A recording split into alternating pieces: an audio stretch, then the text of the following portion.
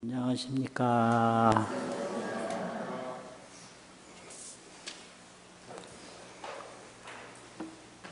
오늘 법문은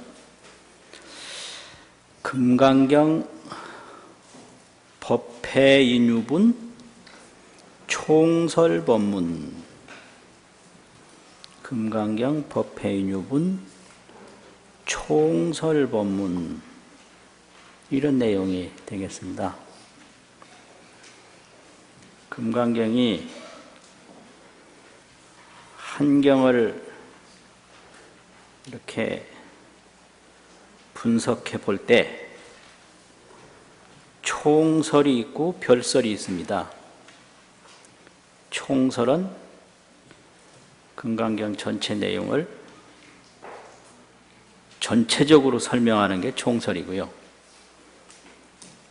별설은 거기 이제 부분 따로따로 그 해당되는 경전에만 국한된 내용이 별설입니다. 그러면 금강경 부분에서 총설, 전체를 일시에 말씀하는 부분이 어디냐? 법회인유분입니다. 법회인유분.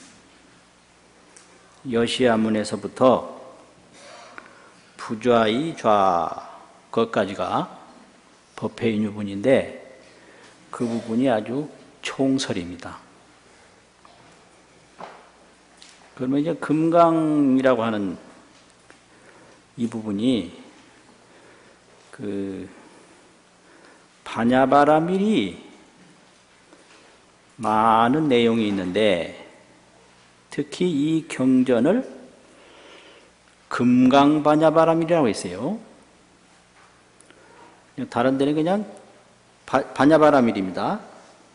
반야바라밀. 그런데 여기는 금강반야바라밀이라고 딱 명시를 했어요. 아주 특이하죠. 금강반야바라밀. 그런데 이 금강이라는 것이 여기서 뭘 의미하는가? 그런데 이 부분을 현장 법사는 능단분이라고 그랬거든요. 능단. 능할 능자하고 끊는다라는 끊을 단자. 능단분이라고 그랬어요. 그냥 전체 대반야경에 이게 수록이 됐으니까 전체 제목은 대반야바라밀경인데 별도 표시를 능단분이라 이렇게 표시를 했거든요. 그러면 요 부분 제목이 금강하고 또 다른 번역에서 능단으로 별도 표기한 거하고 이게 관련이 있어요. 금강은 능단이고 능단은 금강이다, 이 말인데요. 그래서 금강이라고 하는 것은 이게 뭘 의미하느냐? 견상지극이라. 견상, 보낼 견자가 있고 형상이라는 상자가 있는데 모든 상을 다 보내는 거예요. 버리는 거예요. 견상. 일체 상을 다 끊는 게 이게 금강입니다. 그래서 금강경의 특징은 처음부터 끝까지 모든 상을 다 버리고 모든 상을 다 비우는 게 그게 금강입니다. 반야바라밀을 자꾸 얘기하니까 반야바라밀은 어떤 고정된 상이 있는가 그러는데 금강경에서 반야바라밀이 반야바라밀이 아니라 그 다음 뭐죠? 이름이 반야바라밀이다. 반야바라밀 상도 다 버리는 거예요. 그래서 견상이 아주 극에 이르렀다. 견상이 지극이라. 능단 일체라. 일체를 다 끊어요. 그게 금강경의 아주 총상입니다. 견상이 지극이라. 그래서 상을 버리게 하는데 이 금강경의 특징이 있어요. 그게 중생상이든 보살상이든 불상이든 생멸상이든 뭐 진여상이든 세간상, 출세간상 일체상을 다 버리고 일체상을 다 끊는 게 그게 금강경입니다. 그래서 왜 그러냐면 부처님이 깨달은 것이 법공인데요. 법이 공했다. 법공. 법공을 깨달아서 모든 문제를 다 해결했어요. 법이라고 그러면 색법, 신법, 눈으로 보이는 거, 마음으로 일어나는 거, 이게 오온인데, 오온이라고 하는 것은 이 물질과 정신이기 때문에 이 세상에 해당 안 되는 게 없거든요. 그러면 이게 물질 덩어리고 또 정신 덩어리예요. 그래서 지수화풍 4대는 이건 물질 덩어리고 색수상행식은 이건 정신 덩어리잖아요. 그래서 이게 이렇게 나가면 이게 지수화풍 4대가 도는 동시에 수상행식 이게 사원이 되는 거거든요. 이 공했다 이게 공이라는 건 뭐냐? 불생불멸이다. 그래서 일체만법이 불생불멸로서의 공임을 알고 이게 색불이공 공불이색이거든요. 수상행식 역부여시 수상행식도 마찬가지다. 이 법공이죠. 이걸 알아서 모든 문제를 다 해결한 거예요. 부처님이. 공을 알아서 해결했다. 그 공은 뭐냐? 초기 불교식으로 말하면 연기법이거든요. 인연법. 그래서 인연법을 이제 반야에 와가지고는 공으로 설명한 거죠. 인연이 공이고 공이 인연입니다. 그래서 이제 인연으로 연기법을 설명할 때는 제일 많이 강조하는 것이 무상이에요. 항상한 게 없다. 무상. 그래서 항상한 것이 없는 것을 알게 하는 기본적인 수행이 사념처거든요. 그 사념처 보면 전부 무상고, 공, 무아 이거거든요. 우리 뭐 생각이나 뭐 몸이나 모든 것이 무상, 공, 무아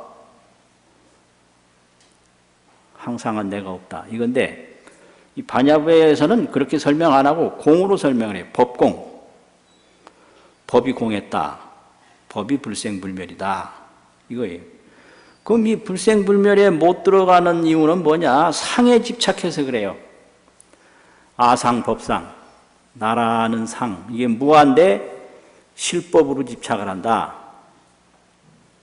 무아에서 실법을 집착하는 게 중생이거든요. 진실한 법이 있다. 무아인데 여기서 실아, 진실한 내가 있다. 무법인데 또 진실한 법이 있다. 이렇게 무아, 무법에서 실아, 실법을 집착하는 것이 중생의 무명이죠. 미혹. 무아, 무법이 부처님이 깨달은 거고 실아, 실법이라고 집착하는 게 중생의 무명이거든요.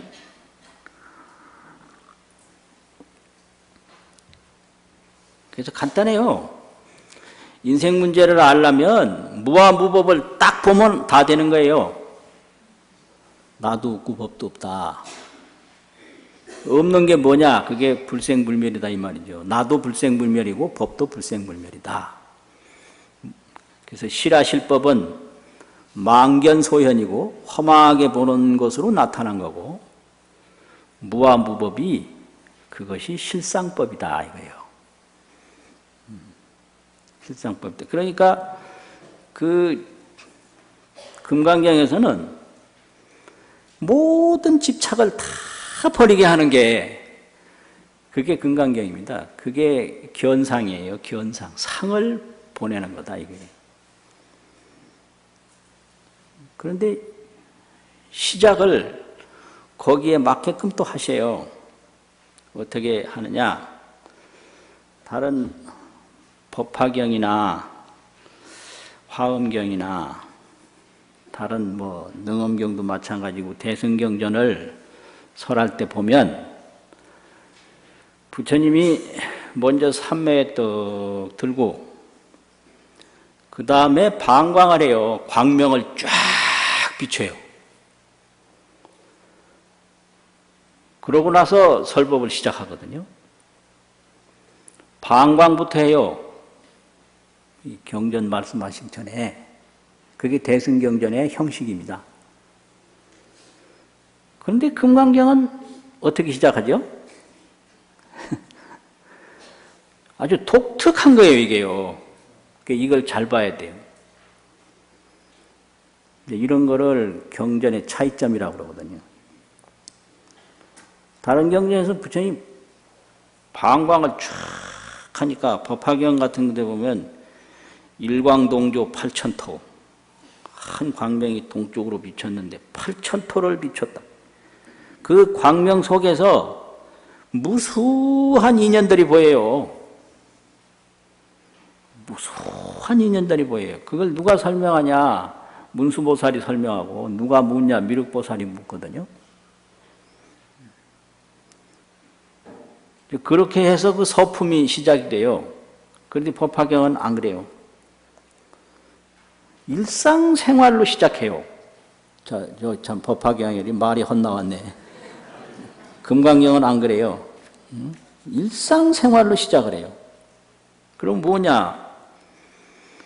부처님이 계시던 것도 무슨 저 타방 세계에서 막 오고 화엄이나 법화는 그렇거든요. 그런데 그게 아니고 여기는 1250인이라는 이런 분들은 맨날 같이 머물던 분들이에요.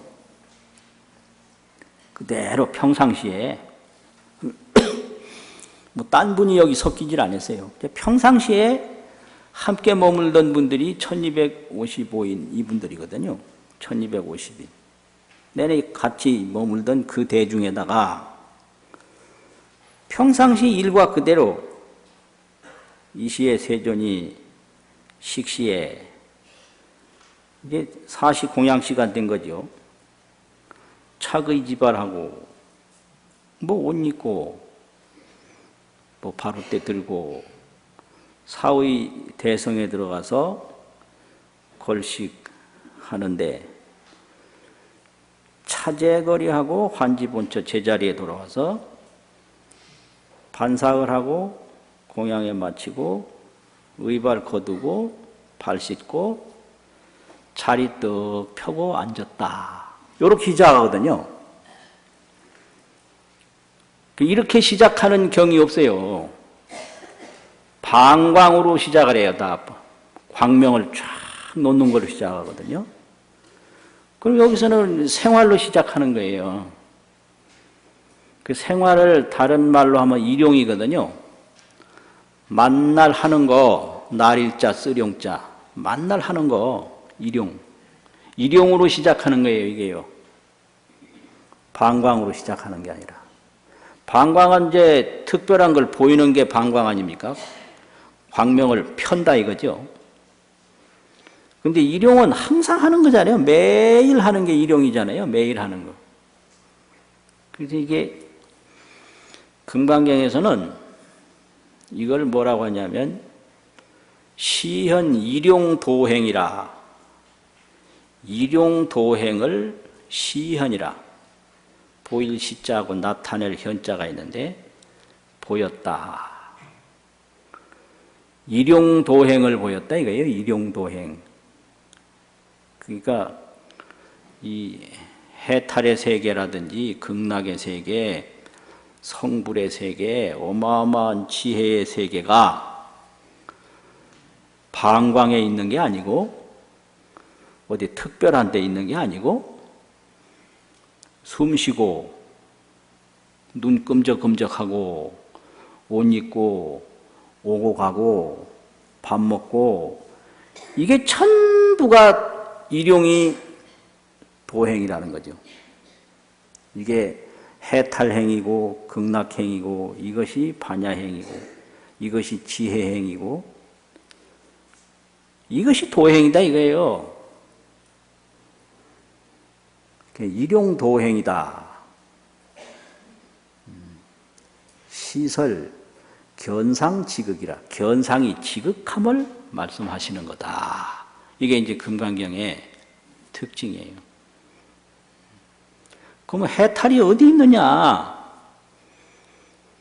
일용에 있는 거죠. 이게 오고 앉아있는 거. 이게 앉아있는 게 해탈이죠. 극락이 어디 있냐? 지금 앉아있는 게 극락이죠. 그 극락이 어디 있냐? 숨 넘어가는 게 그 극락이에요. 아시겠어요? 뭔 말인지? 숨 넘어가는 게 그 극락이에요. 왜 그러냐면 이 죽는 상이 공한 거예요. 그게. 그럼 뽀로록 태어나는 게 그게 극락이에요. 그게 왜 그러냐면 태어나는 상이 공한 거예요. 법공이라 이 말이에요. 그러니까 이제 인간은 어디서 와서 어디로 가는지 모른다. 모르긴 뭘 몰라요. 병원에서 와서 병원으로 가는 거지. 간단한 거 아니에요. 병원에 가면 분만실이 있고 병원에 가면 영안실이 있잖아요. 그러니까 분만실에서 태어난 녀석이 영안실로 가는데 그 분만실에서 태어나는 그게 극락이다 이 말이에요. 그 영안실에서 가는 게 그게 극락이다. 그럼 왜 모르냐? 죽고 사는 상에 걸려서. 상이 공한 걸 모르고. 죽고 사는 상에 걸려서 자기 상에 자기가 빠져서 그게 생사지. 이 상을 다 이게 버리고 나면 모두가 극락이다. 그래서 일상이 해탈이고 일상이 이게 지혜고 일상이 극락이라는 것을 그대로 보인 게 이게 반야바라밀 총상이거든요. 총설. 그러니까 뭐 아이고 죽겠다. 그게 극락이에요. 왜 그냥 아이고 죽겠다는 상이 공했어. 나는 못났다. 그 못난 게 극락이에요. 왜 그냥 못난 상이 공했거든. 나는 잘났다. 그 잘난 게 그게 극락이에요. 왜? 잘난 상이 공했거든요. 그래서 그 공함을 보게 하는 것이 사념처예요. 이 생각이 무상해. 생각이. 또 뭘 좋다고 받은 것이 그게 고통이에요. 또 나라고 집착하는 내가 없어. 이거 좀 보면 거기 이제 들어가거든요. 근데 여기서 이제 반야바라밀이라 이렇게 나오지. 사념처라고 얘기를 안 하고 여기는 반야바라밀이라 나오거든. 그래서 사념처나 이런 거 얘기할 때는 인간이 이게 나라는 데 항상 집착을 하니까 무상무화를 깨닫게 하는 게 아주 우선이거든요. 무상무화. 그럴 때 이게 나 자신을 가만히 관찰해 보면 이게 금방 알 수 있거든요. 이게 나라는 게 얼마나 이게 헛개비요, 허수아비요, 물거품인지. 무상무화 이거 몰라가지고 온갖 망상을 다 부리고 온갖 계획을 다 세우고 자기 계획에 자기가 죽어요. 옛날에 한참 노래 잘 부르던 노래들이 있었는데 저 푸른 초원 위에 그 다음에 뭐요? 그림 같은 집을 짓고 사랑하는 우리님과 뭐 한백년 살고 싶네. 웃기는 소리요. 누구 마음대로 그렇게 살아요. 언제 교통사고가 날지, 언제 무슨 사고가 날지, 언제 뭐 병에 걸려서 뭐 언제 죽을지 내 마음대로 할 수 있는 게 아니에요. 이 몸이라는 거는. 네. 맨날 병 고치는 의사가 어떤 때는 더 먼저 죽더라고. 그거 아주 웃겨요. 그 의사가 뭐 건강 관리 잘할 것 같지요. 천만의 말씀이요. 환자한테는 시키고 저들은 안 해요, 또. 그래가지고, 이런 건데, 이게 무상무화 이거를 알면 걱정, 근심 다 내려놓을 수가 있는데, 무상한 거 모르고 무아인 걸 모르니까 맨날 자기 생각에 빠져서 자기 걱정하다가 살 생각하다가 죽는 거예요. 지금 살아있는 사람이 살 생각 안 하는 사람이 없거든요. 근데 다 죽어. 죽을 생각하다 죽은 말도 안 해요. 근데 살 생각만 하다 죽는 거예요. 그러니까 인생이 무상이고 무아라는 걸 보게 하기 위해서 수행 중에 가장 으뜸으로 시작하는 게 사념처거든요. 그 제일 마지막으로 크게 하는 게 팔정도고. 그래서 여러 가지 수행법이 있지만 초기 불교의 사념처 팔정도가 아주 기본이거든요. 근데 여기 대승불교에 와서는 반야바람이래요. 법이 공함을 보게 한다 이 말이죠. 그래서 이제 부처님 입장에서는 일체가 해탈이에요. 그러니까 여기서 일상생활이 그대로지 반야경 법문한다고 해서 무슨 딴 걸 준비한다든지 딴 걸 뭐 시설하는 게 없어요. 아주 중요한 거예요. 어떤 사람은 보통 사람 어디 갈래도 막 옷 바꿔 입고 막 하고 그러잖아요. 그거 아니에요. 여기서 그대로 뭐 바꾸고 뭐 준비하고 그거 없어요. 그대로. 그리고 안 가는 데가 없어요. 여기서 차제거리라는 얘기는 그 시장통에 들어가면 별별 곳이 다 있는데 하나도 빼는 데가 없어요. 부처님. 그게 뭔 얘기냐면 거기는 죽는 집도 있고 사는 집도 있고 이런 사업하는 사람도 있고 저런 사업하는 사람도 있고 별의별 것이 다 있는데 다 가요. 왜 그러냐? 그 상이 전체가 공한상이라 모두가 평등하거든요. 공상은 평등상이거든요. 상에 걸리면 차별이에요. 근데 그걸 바로 보면 공상은 평등하거든요. 그러니까 그대로 뭐 안 가는 데가 있어야지. 부처님 무슨 술집에도 가서 탁탁발하고 뭐 어디 가서 하고 뭐 어디가 안 가는 데가 없어요. 그게 차제거리예요. 그게 이제 공안상을 그대로 보이는 거거든요. 그게 일용도행입니다. 그게 일용이 도행이에요. 일용이. 그래서 이 마음 공부를 해도 일용해서 해야 돼요. 갈 때나 올 때나 항상 해야지. 어떤 분은 용맹정진한다고 밤 꼴딱 세우고 그 다음에는 해가 그냥 다 넘어갈 때까지 자버리더라고. 참네. 그게 뭘 건 대낮에 잘라면 아예 용맹 밤에 철야를 안 하든지 철야를 뭐 하면 그 이튿날 정상으로 활동을 하든지 그거 다 이상한 거잖아요. 이게 정상이 아니거든. 그러니까 일용해서 하는 거 그게 아주 중요하죠. 항상 일상생활 속에서 그래야 돼요. 자, 부처님은 이제 여기에 계신데 가나 오나 항상 그 해탈 속에 계신데 그러려면 어떻게 해야 되냐? 이제 이 경지까지 올라간 거를 뭐라고 그러느냐면 성불했다고 그러거든요. 그럼 이 부처의 경지를 뭐라고 그러냐면 반야바람이라 이렇게 쓰지 않고 안욕따라 삼맥삼보리라 이렇게 쓰거든요. 근데 안욕따라 삼맥삼보리에 가는 길이 있어요. 그게 뭘까요? 예? 모르세요? 그게 반야바람이래요. 그래서 삼세제불은 의 반야바람일다고로 뭐 했죠? 모르세요? 반야심경 못 외우세요? 의 반야바람일다고로 안욕따라 삼맥삼보리를 얻었다. 보리살타는 의 반야바람일다고로 뭘 얻었죠? 구경열반을 얻었다. 그래서 이 반야바람일이 이 구경열반으로 가는 길이고 안욕따라 삼맥삼보리로 가는 길이에요. 그래서 대지도론이라고 하는 용수보살의 논이 있는데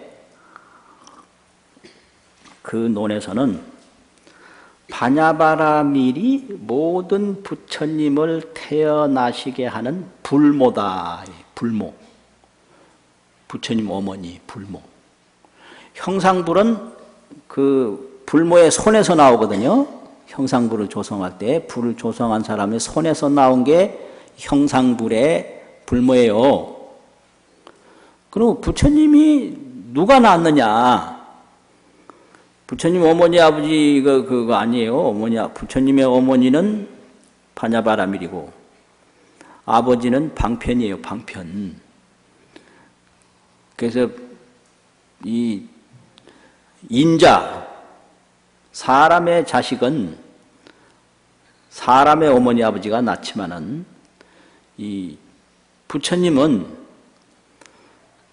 사람의 그 태중으로 낳는 게 아니고요. 지혜로 낳는 거 아닙니까? 지혜로. 그러니까 이 반야바라밀을 통해서 부처님 나와요. 그래서 반야바라밀을 불모라고 그래요. 그래서 이 지혜를 중시하는 문수보살을 칠불의 불모라고 합니다. 이게 칠불의 스승이라고도 하고요. 그러니까 반야바라밀을 통해서 부처님이 나와요. 그래서 반야바라밀을 통해서 안욕다라 삼맥삼보리를 얻는다. 그 안욕다라 삼맥삼보리를 다른 말로 하면 일체종지라고 그래요. 일체종지. 모든 일체 종류의 지혜, 일체종지를 얻는다. 일체종지를 다른 말로 하면 살바야거든요. 그러니까 구경원성 살바야 이러는데 구경에 살바야를 원만하게 이루기를 원한다. 이게 성불한 거거든요. 살바야가. 일체종지를 이루는 게. 그럼 일체종지를 뭘로 이루느냐? 반야바라밀로 이루는 거죠. 그래서 이 반야바라밀을 이제 금강경 해석하는 분들이 말할 때 반야자는 정번 바로 번역을 하면 지혜해자 해다. 그래서 여기서는 인지를 해라고 그러고 과지를 지라고 그래요. 이거를 지혜에 인과 과가 있다. 그래서 지혜를 닦아가는 그 원인의 지혜를 지혜자를 쓰고 그 지혜를 닦아서 결과를 이룬 지혜를 지혜지자를 쓴다. 이렇게요. 금강경이 이제 많은 해석이 있는데 그 규봉선사가 그런 해석을 한 금강경 차뇨를 우리가 강당에서 배우거든요. 그러면 이게 반야바라밀 지혜라는 것은 처음에는 닦는 지혜예요. 인지. 그러면 뭐가 반야바라밀이냐? 뭐 열심히 이게 지혜 공덕을 닦으면 모든 수행이 다 반야바라밀이에요. 그래서 모든 수행은 그게 말하자면 부처님을 태어나게 하는 불모다. 그 수행을 통해서 부처님이 태어나거든요. 그러면 부처님이 태어나면 그걸 일체종지라고 그런단 말이에요. 일체종지.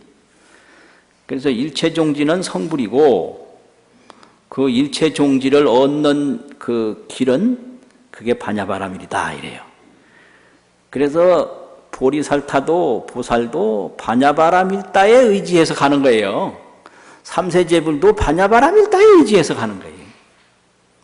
그럼 반야바라밀다를 이제 닦을 때는 어떻게 닦느냐?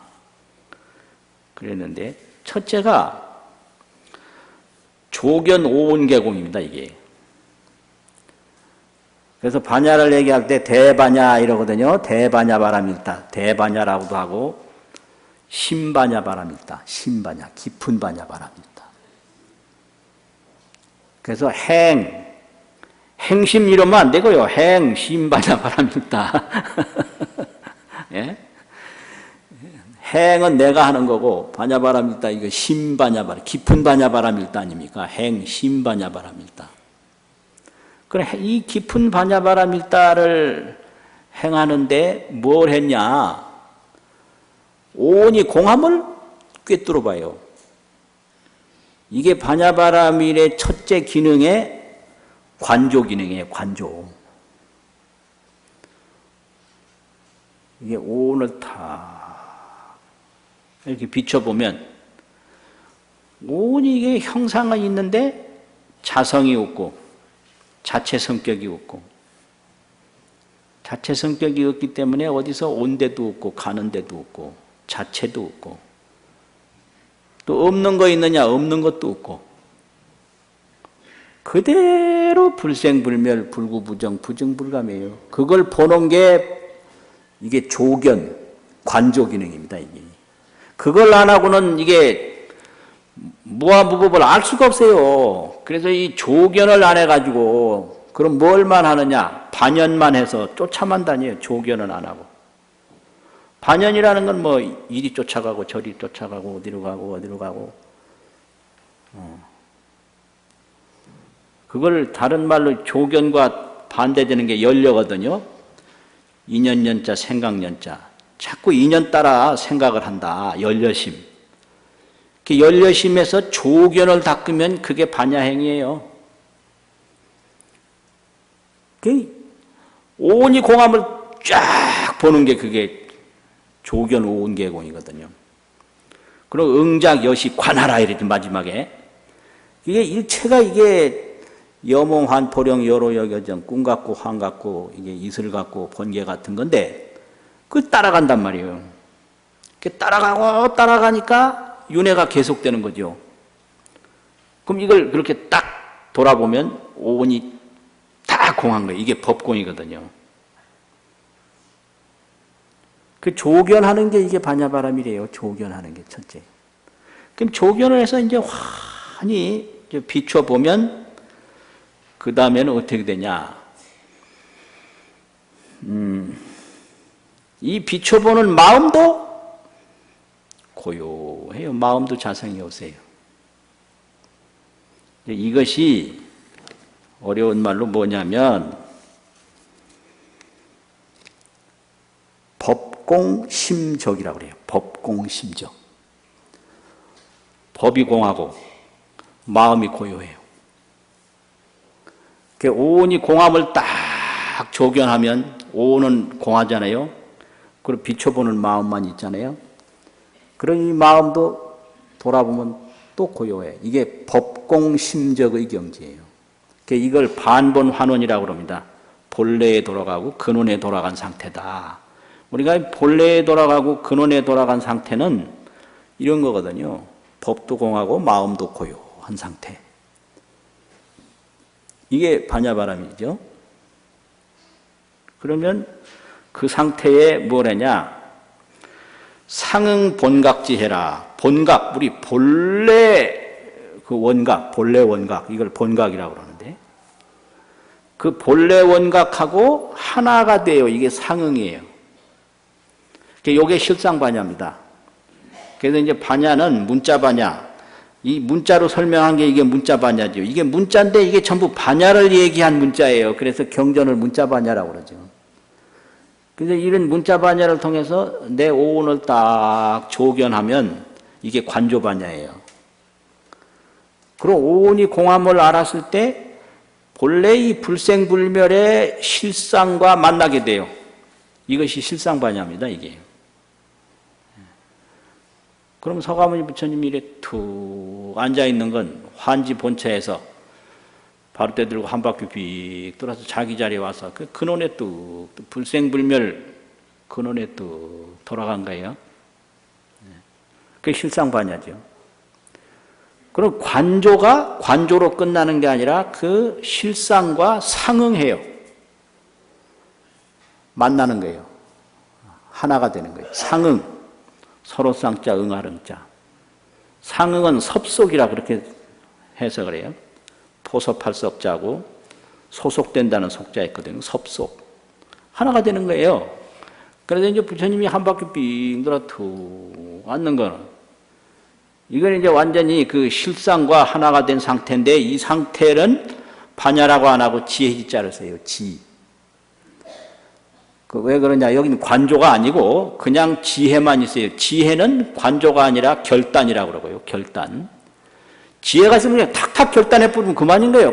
갈 때 탁 가고. 관조하는 게 아니에요. 관조는 간택이라고 그래서 가려내는 게 있어요. 이 간택하는 거거든요. 이게 이제 모양을 또 보면 이게 이제 여기가 뭐 쫓아가면 따라가는 거고 형상은 있지만 자성이 없다. 이게 형상과 자성을 분리하는 거죠. 이걸 가릴 간자, 택할 택자, 간택이라고 그러고. 그 지혜가 있어야 간택을 해요. 얼음 모양 얼음 조각상을 딱 보면 저 얼음은 형상인데 내용은 물이다 이렇게 간택하는 거죠. 지금 사회 현상이 이렇게 있을 때 사회 현상 이건데 내용은 이런 거다. 이런 그 지혜가 없으면 관조해서 간택이 불가능하거든요.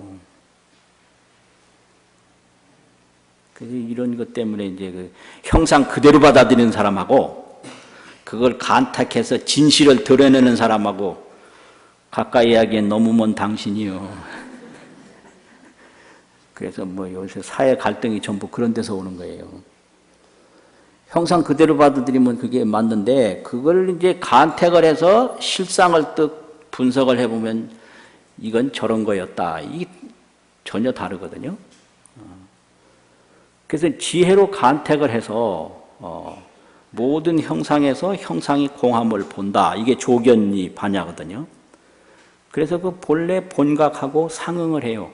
그래서 반야는 규봉선사가 어떻게 설명했느냐, 반야자는 바로 번역하면 지혜해자 해인데 곧 조오온공하야, 오온이 공함을 조견해서 상응 본각지 해라.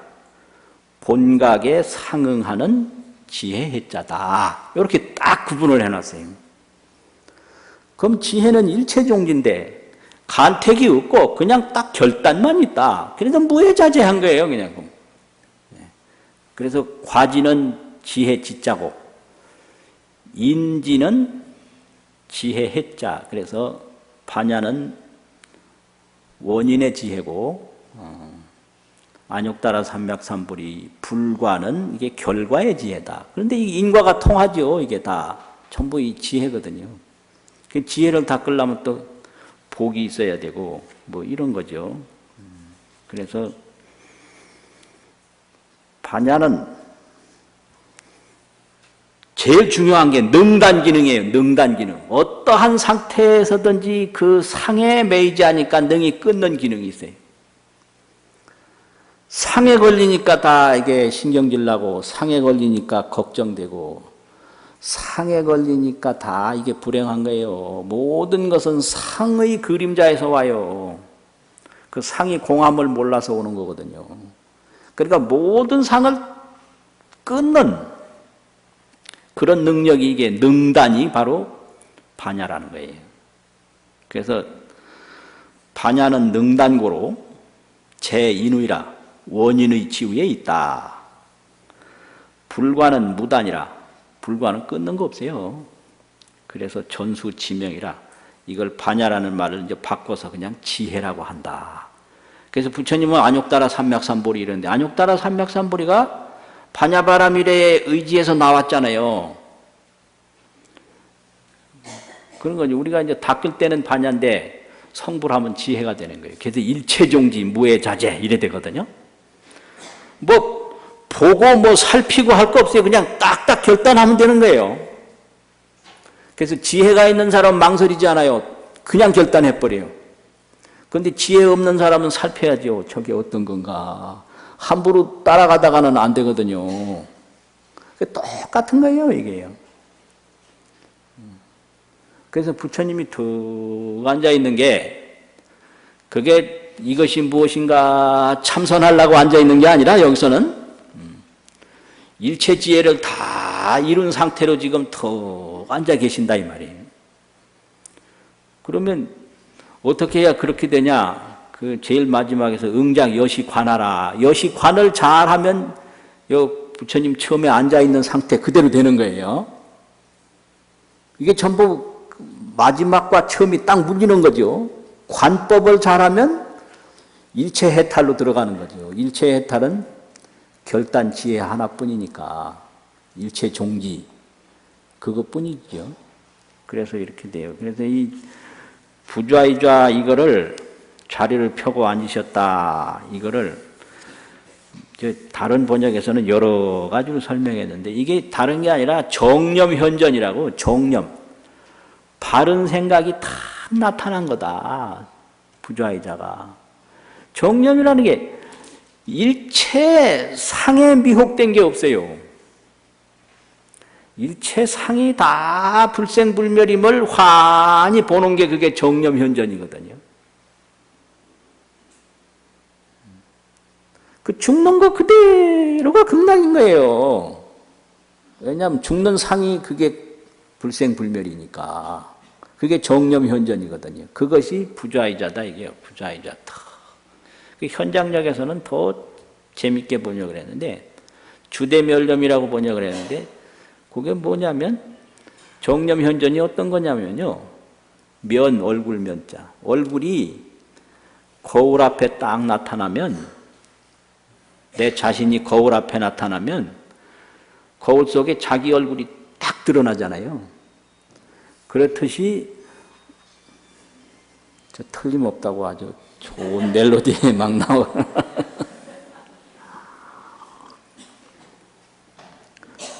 그 거울 앞에 가면 자기 얼굴 하나 나타나듯이 정념을 또 가지고 있으면 이 불생불멸의 실상이 자기 얼굴 나타나듯이 그대로 나타난다. 이걸 멸념이라고 썼어요. 아주 묘하게 번역을 한 거예요. 그냥 유명한 번역이. 그래서 내가 정념을 가지면 그 불생불멸 실상이 보이기를 내가 거울 앞에서 내 얼굴 보듯이 본다 이거예요. 그게 부좌이자입니다. 이게. 그러니까 이렇게 툭 앉았으면 천지만물이 그대로 불생불멸인 거예요.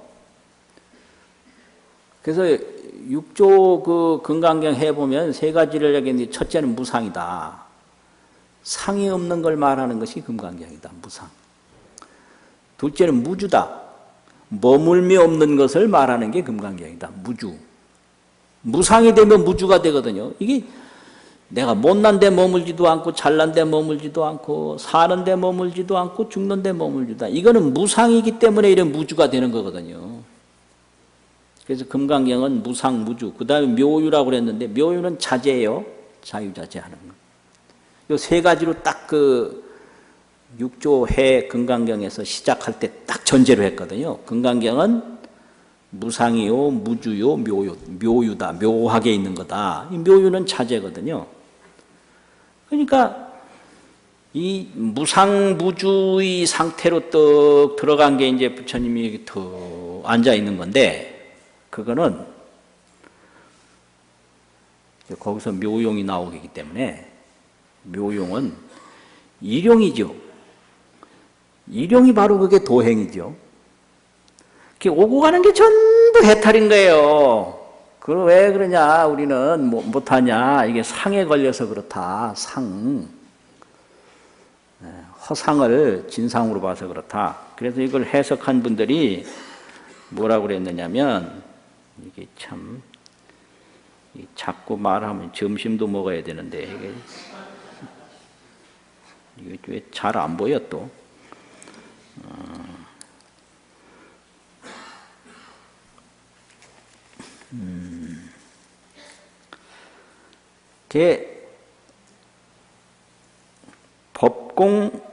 법공심적인데 법공심적으로 또 간단 말이요.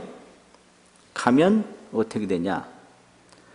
공적 진체가 나타나요. 법이 공하고 마음이 적적한 참 실체가 나타난단 말이에요. 그럼 그 공적 진체가 반야가 낭연한 것이다. 반야가 아주 밝을 낭자, 그러할 연자가 있는데 반야가 아주 밝고 밝은 것이다. 이 조견오온하는 이런 그 반야가 지극히 밝아지면 공적 진체가 확 나타나요. 그 공적 진체가 바로 반야가 밝고 밝은 것이요. 반야가 밝고 밝은 것이 공적 진체다. 이것이 반야와 본각이 만나는 거예요. 상응하는 거예요. 그래서 반야는 시각이고 본각은 본래 본각인데 시각과 본각이 합치는 걸 그걸 성불이라고 그러고 그걸 일체지라고 그러거든요. 일체지. 그러니까 이제 부처님이 또 앉아 있는 거는 그런 모든 제자들이 일체지를 이루게 하는 것이 부처님의 뜻이죠. 그걸 누가 알아챘냐? 수보리가 알아챘잖아요. 아, 훌륭한 거 지금 가르치고 계십니다. 이래 나오는 거예요. 그래서 이게 이제 법문이 다음에 이제 펼쳐지는 겁니다, 이게. 그러니까 만날 얘기만 해봐야 그림의 떡이고 제일 중요한 것은 우리 생각입니다, 이게. 생각이 따라가면 고통인데 돌아보면 극락이에요. 그래서 싸우고 막 울고 웃고 그냥 중생은 그냥 만나면 싸워요. 헤어지면 그리웠고 만나보면 또 어떡한다고 하죠? 싸워. 왜 그냥 아집 때문에. 나 때문에 싸우지. 나 없으면 왜 싸웁니까? 근데 이 나라는 놈을 뚝 돌아보면 이게 아가 공하거든. 그러니까 헛살고 있는 거예요, 지금. 인생살이가 이 모양이에요. 그거 한번 생각해봐요. 참 이게 참 기가 막히는 게 인생이요. 인생은 도대체 알 수가 없더라. 왜 모르냐. 내가 젊을 때는 노인들이 어찌 저렇게 점잖하신 거. 난 점잖해서 그렇게 천천히 걷고 천천히 앉는 줄 알아서 내가 늙어보니까 기운이 없어서 그래요. 그걸 내가 안 늙어봤으면 어찌 알았겠어. 그냥 뭐 다리 힘이 없으니까 이게 걸으면 어떻게 빨리빨리 걷다가는 뭐 죽으려고. 그러니까 내가 아주 그냥 완전히 속았단 말이에요. 나이 들면 다 저렇게 여유가 있고 점잖. 그게 여유 있는 게 아니고 기운 없는 거더라고. 급하기는 더 급한데 다리가 말을 들어야지. 그럼 그때까지 우리가 구하는 게 뭐 사람 얻으려고, 재물 얻으려고, 건강 얻으려고 이게 사람한테 막 시달리고 사람한테 무시당하고 소외당했다고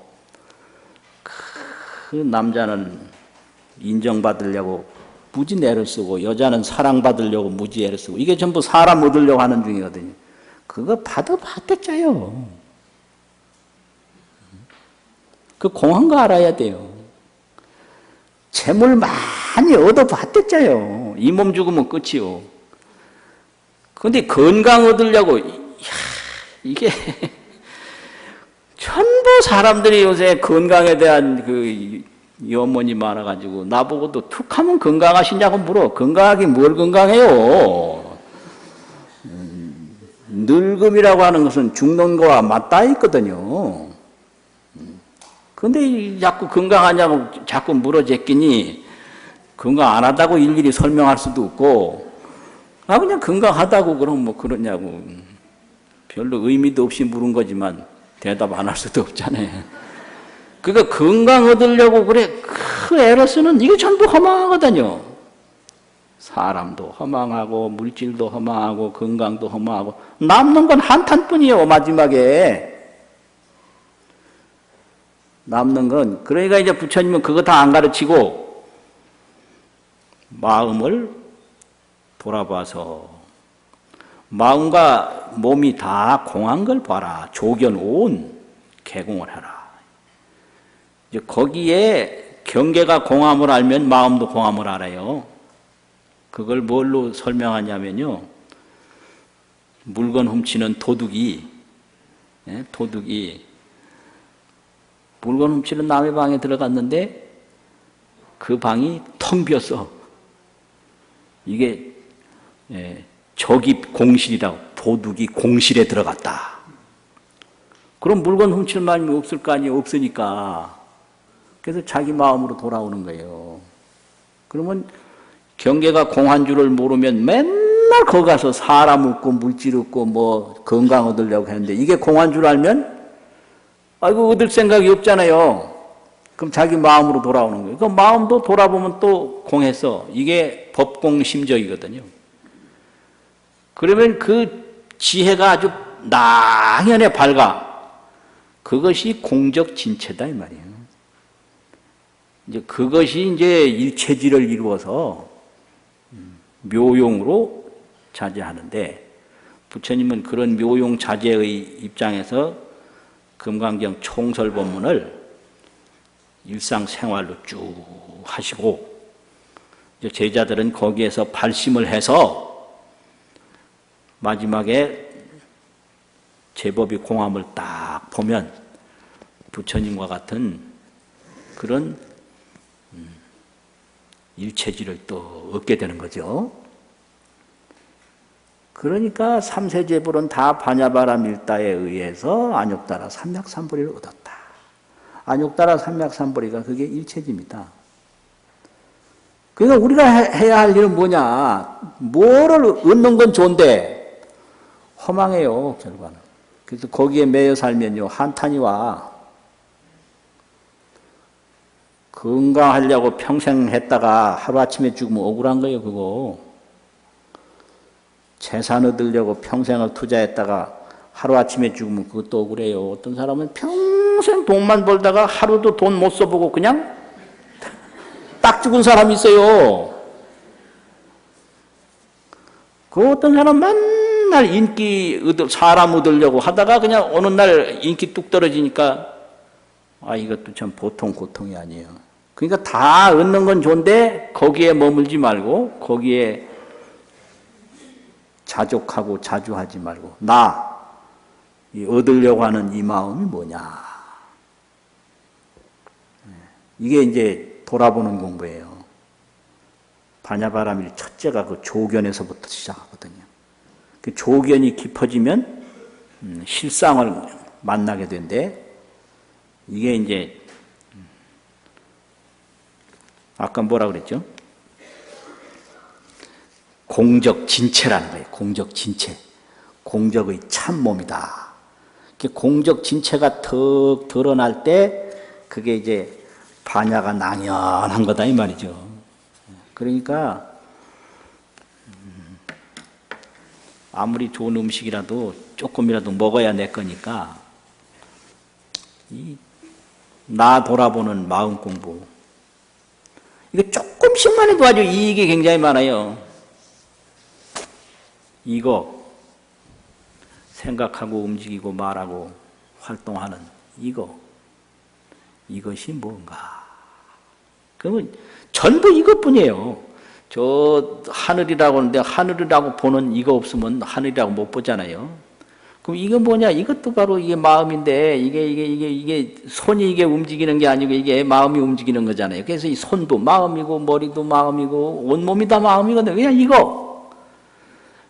이걸 그래서 손이다 머리다 이걸 가릴 것도 없이 그냥 마음 하나뿐이니까 이거 뭐냐?